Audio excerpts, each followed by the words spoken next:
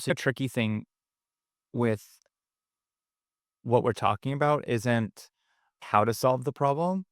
It's more the precursor to that, which is the mental trigger that you should stop and think that you have a problem that needs to be solved because you get so stuck in the weeds and you get so used to doing things that it's challenging for human nature to stop and challenge status quo and say to yourself, hey, maybe there's a way I could save 5 minutes every single day because I'm doing this thing. Hey, Nick. Real quickly, let me introduce myself. I'm Stella. I'm the co founder and CEO of Hoop, which is an AI app that captures tasks across tools so people never have to write down tasks or remember things. And I'm here with Nick Sonnenberg, who is an expert and has written many books on productivity. I'm Nick. I run a company called Leverage, and we help organizations be more efficient and leverage all the modern day technologies from Slack to Asana to ChatGPT. And we teach them when to use the tools, how to use them. We help with implementation, strategy, and training. And I wrote a book called Come Up for Air. Subtitle is How Your Team Can Leverage Systems and Tools to Stop Drowning in Work. And yeah. I speak on this topic. I'm really passionate about how do you have the most efficient organization. How do you have the most efficient organization? Glad you asked. It really comes down to alignment. And I think that one of the problems that we see, we've worked with so many thousands of companies, different industries, there's just a big lack of alignment with how to work with each other and how to collaborate. And oftentimes, there's so many different tools floating around a company, and it's usually because someone liked it at their last place. So then they chose tool A, but another team or person likes tool B, and it's a lot of it's left to personal preference in companies. And when you get hired, if you think about it, you maybe learn about vacation days and health insurance and a bit, if you're lucky, about the core values and vision of the company. But there's nothing spoken about, hey, we use these tools. This is how and when we use it. This is how work gets done. And it's like a language. It would be the equivalent of you speak English and you try to hire people that speak Japanese, there's going to be a language barrier. So there's this language barrier with how to work in the form of tools. And you don't have to be like the world expert in AI or automation or super tech savvy, but you need to be aligned and your team needs to all have a somewhat of a similar framework that they think about solving problems. So under this type of thing, we would use this tool. Under for this type of situation, we would go and look over here. Because some basics like that, if you were to just come up with a basic scenario when I give talks, I do a like this interactive pie chart quiz thing, and I ask a basic thing. If you had to delegate a task to a team member, how would you do it? And it's text, email, call, Slack, but it's usually all over the place. So it like highlights this issue that there's a lack of consistency and alignment, and it's less about which tool do you use, but understanding when to use it, when not to use it, how to use it, and that's what we do. That's so interesting. That was when I used to work at Trello. I ran marketing at Trello for over 7 years. We actually on the team had a document of these are the tools and this is when to use them, and that has carried over into Hoop as well. It's interesting. I'm curious how you think about, does that come from the top down? For the most part, top down is my recommendation. So what doesn't work is like when you let the inmates run the asylum and they could all pick. Now, you could go bottom up on like design team and they want to use Figma, but anything that's gonna impact the broader organization, like it should not come from the bottom up, whether you are a Microsoft or a Google company. Like it should not come from the bottom up if you're gonna use Slack or Microsoft Teams. Those things should come from the top down, but then specific softwares that don't really impact the broader organization, that could come bottom up. Okay, got it. And what is your recommendation for how these types of behaviors are communicated? Because it sounds like what you're talking about is alignment, but that also comes from like communication and for people to be able to your example, come into an organization and understand exactly like what sorts of behaviors are expected from them. The change management's the tricky thing with anything, whether it's operational efficiency, culture, they go hand in hand. Like this is a culture change.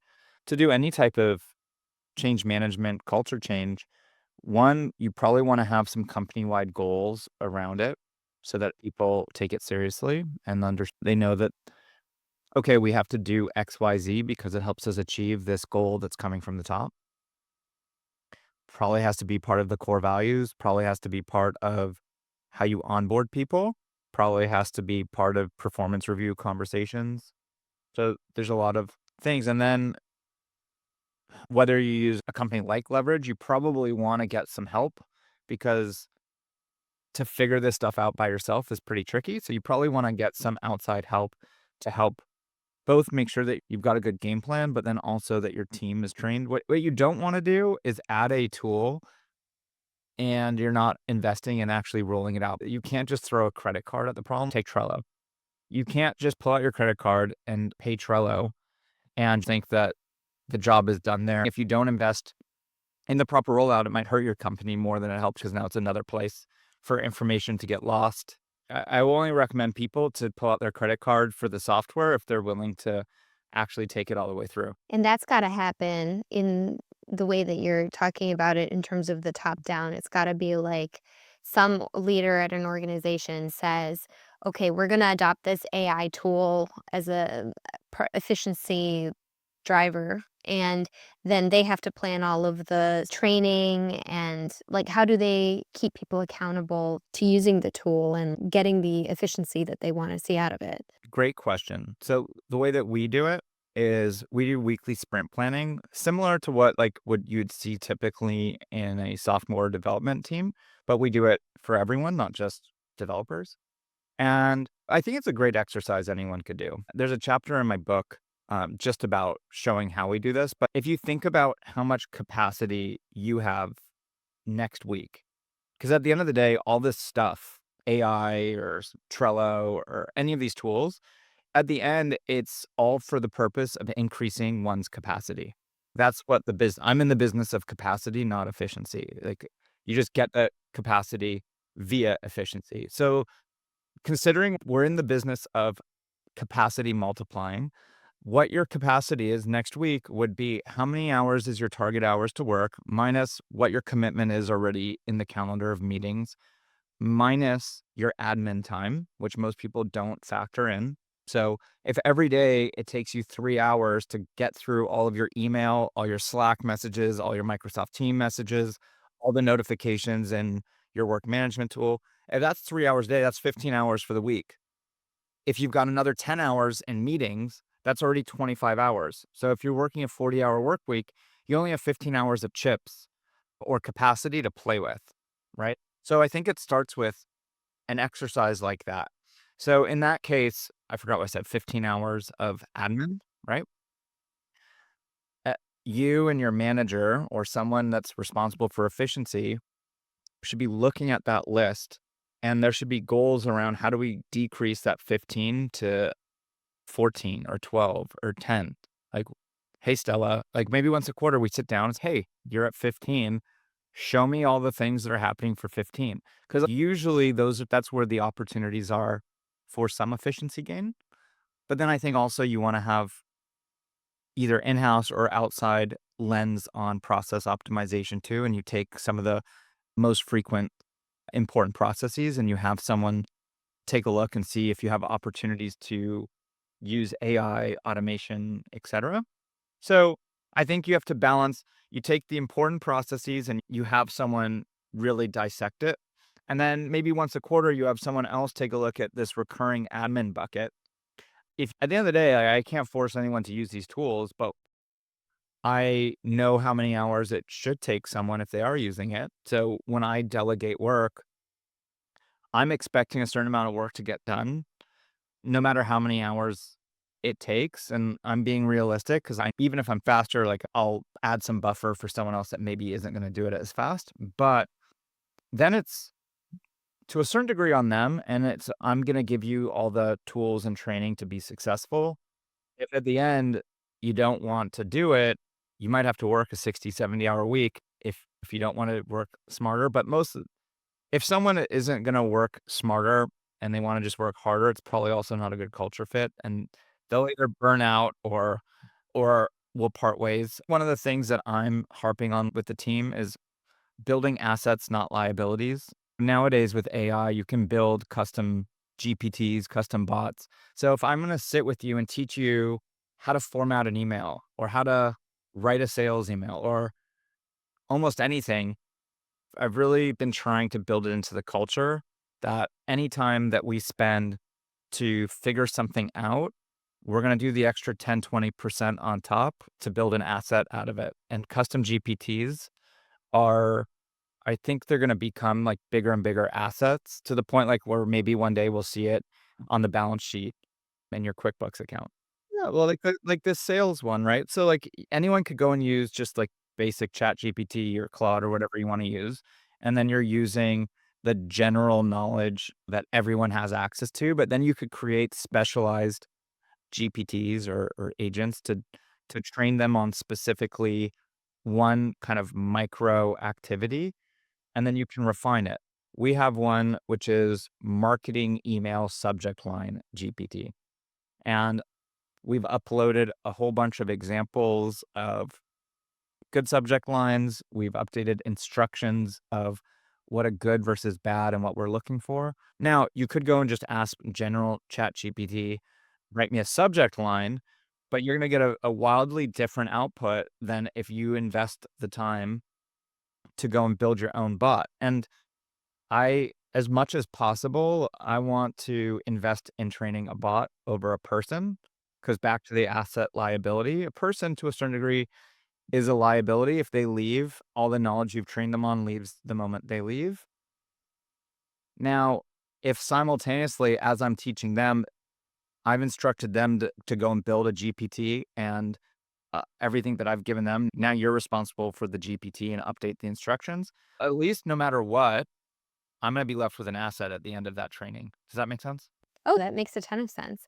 It's so interesting because everybody thinks about AI a little bit differently and is using different tools. This is the first time I've heard this example of building the custom GPTs as an asset.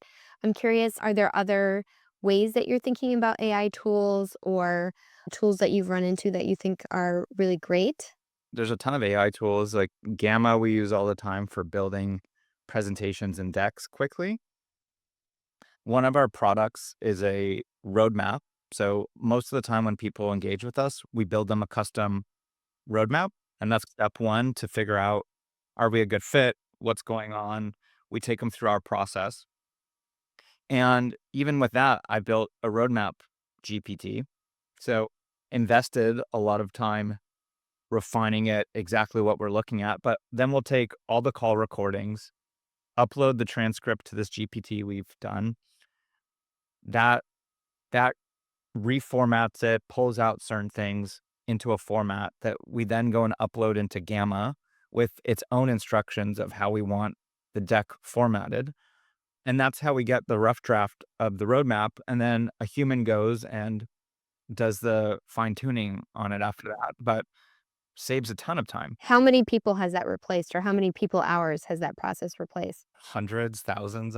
That's just like one example. So, a tricky thing with what we're talking about isn't how to solve the problem.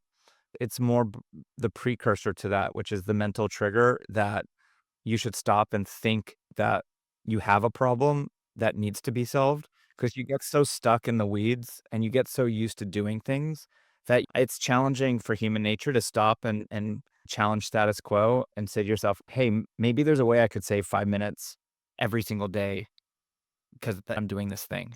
I think for you, it probably comes more easily because you're a systems thinker and you're telling people or training people how to become more systems thinkers. Is there a way, besides just reminding yourself that, how do you help the clients become more sort of systems or process oriented thinkers? One thing I'm always trying to tell my team and them too, if you're doing something that doesn't give you joy or tap into your unique superpower, that's a good red flag that maybe there's an opportunity to double click into that thing.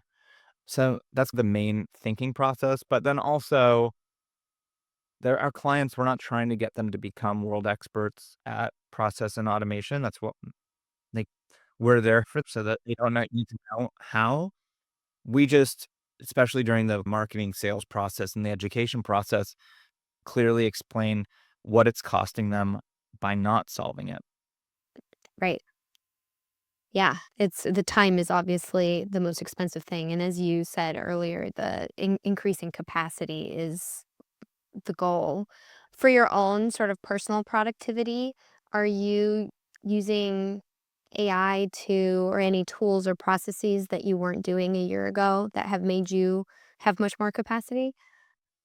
Yeah, like, I was just leaving to get some Mexican food, and I went on Perplexity, and I was asking, "What's better, Dos Toros or Chipotle?" Because I felt like Mexican and, like, they're, like, one block away.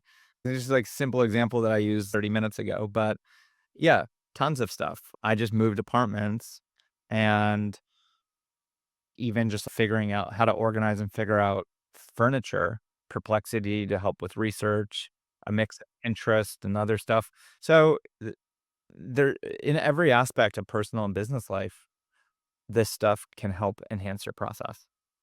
Got it. Do you have any tips for people who want to adopt more AI tools or processes, but are maybe overwhelmed or there's just a lot going on and I think it can be hard for people to get started or find uses for something like ChatGPT or Perplexity beyond some obvious things?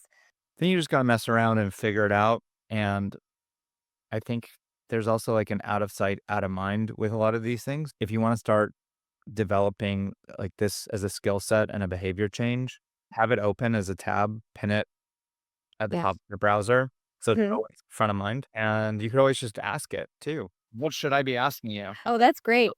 Yeah. Have you ever done the exercise where you ask ChatGPT what it knows about you? No, but You should do that and let me know what you think because I found it mildly terrifying. really, was it Yeah. accurate?